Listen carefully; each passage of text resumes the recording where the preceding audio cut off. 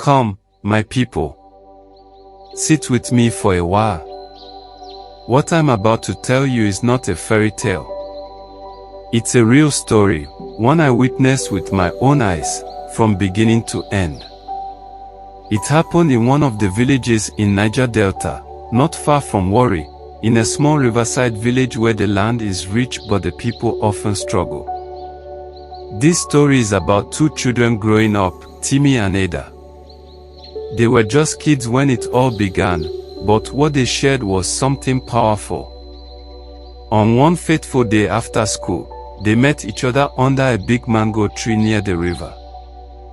That tree stood like a guardian, watching over them every day. They played, laughed, shared mangoes and dreams. They were so young, so innocent.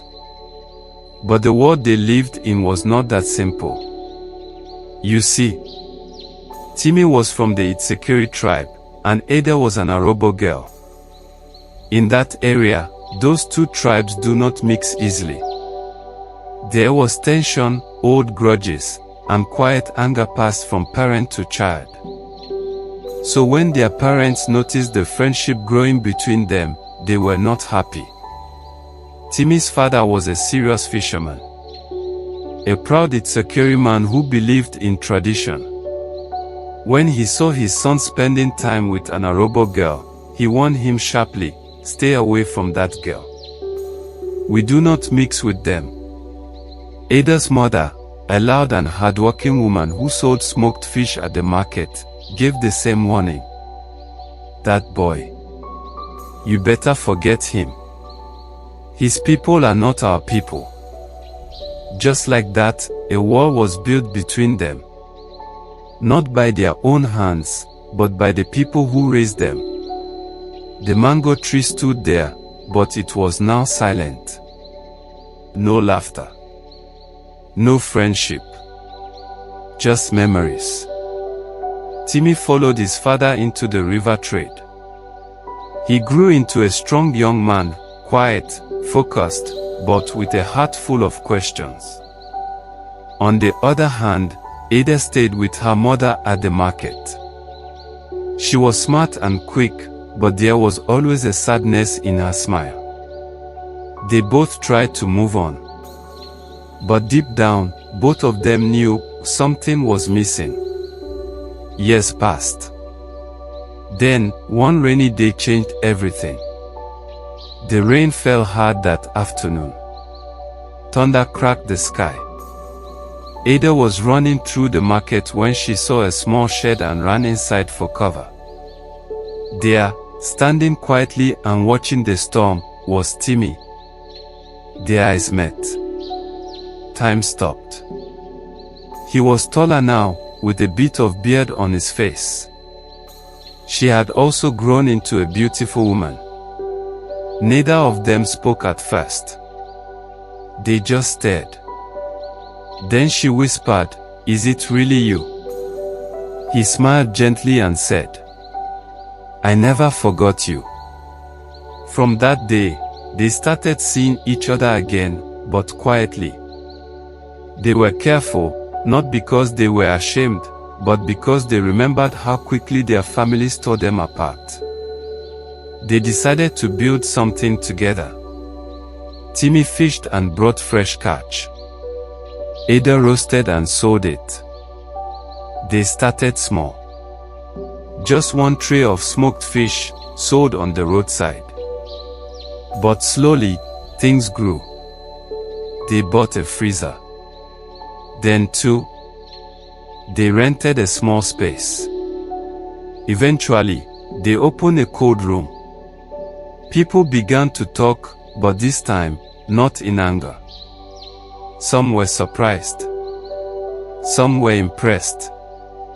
But the two of them kept going despite the hate in both families. Yet love, patience, and hard work were their weapons. Soon, they opened a small restaurant. Timmy handled supply, Ada handled the kitchen and customers. People from all tribes came to eat, Itsekiri, Arobo, Ijaw, even visitors from the city. No one knew that the business was born out of a forbidden love. Then one day, something unexpected happened. Timmy's father fell seriously ill. It was bad. The family was confused and helpless. They didn't have enough money for proper treatment.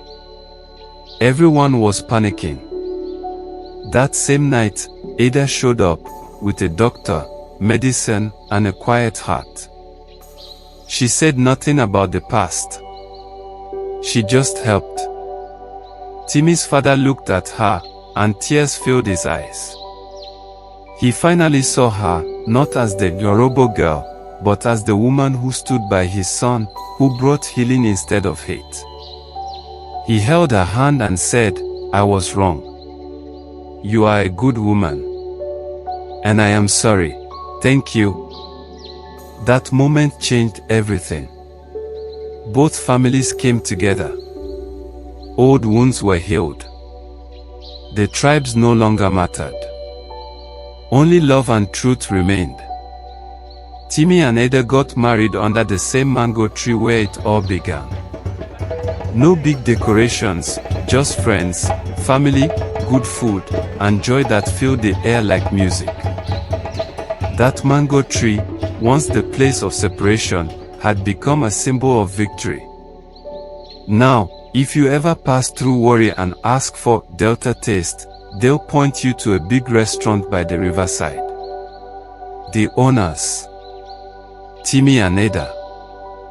Their story is known by many.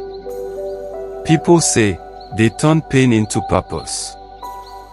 They built love into legacy.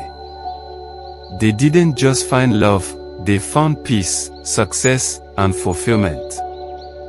Not just for themselves, but for their families, and for their community. So, my people, now you know why I tell this story. In this life, don't let tribe or background stop you from loving the right person.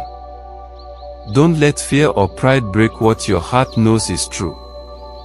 Love is not about where someone comes from. It's about where you two are willing to go together. Timmy and Ada had every reason to walk away.